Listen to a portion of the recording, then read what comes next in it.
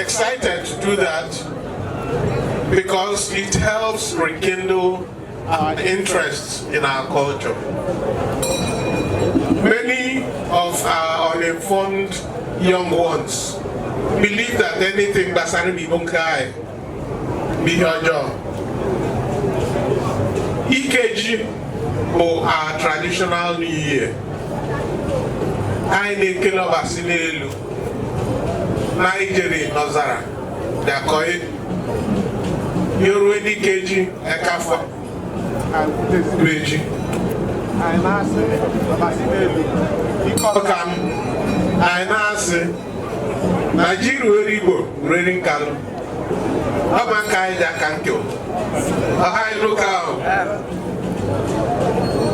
na-ekele Okpudo particularly for instituting this legacy, and even after he leaves the office we will continue to have Okpudo Ikeji Festival reunion.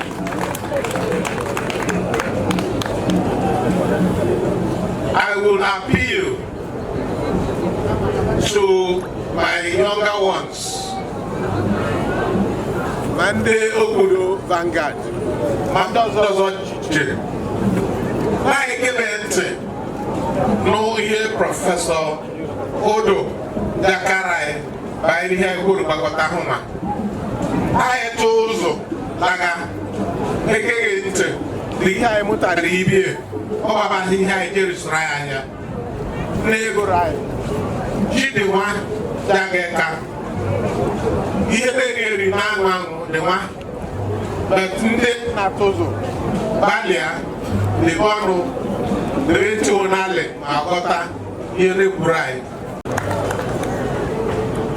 Ọ bụkwa mgbe onye ji ọnị lekchọ ahụ nwa onye na-adị adị bụ Prọfesọ Odo, so nke mbụ nwa ma ntieri ọgọ n'ọpagoro n'ọhịa kpara ihe ojiri bịa.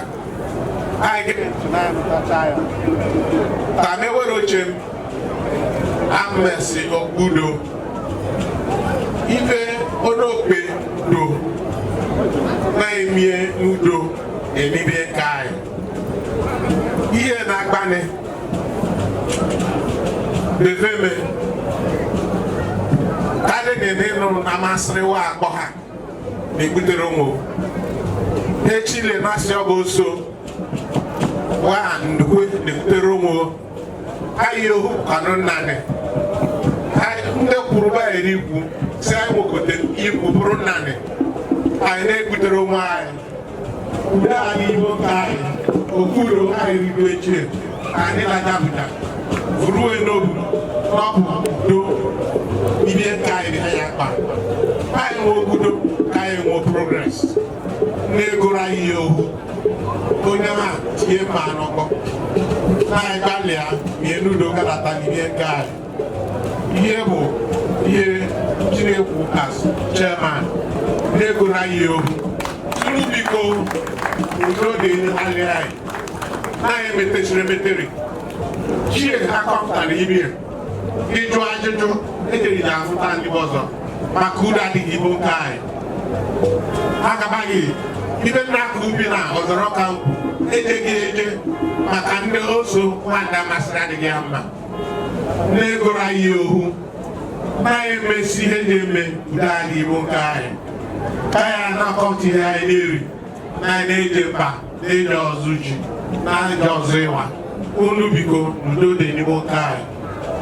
On that note, I would call the MCs to take over and pilot us through these events and appeal to everybody to please listen carefully to get the message from Professor Odo, and at the end of the day, let's go home knowing that the Okpudo annual lecture has fulfilled its purpose.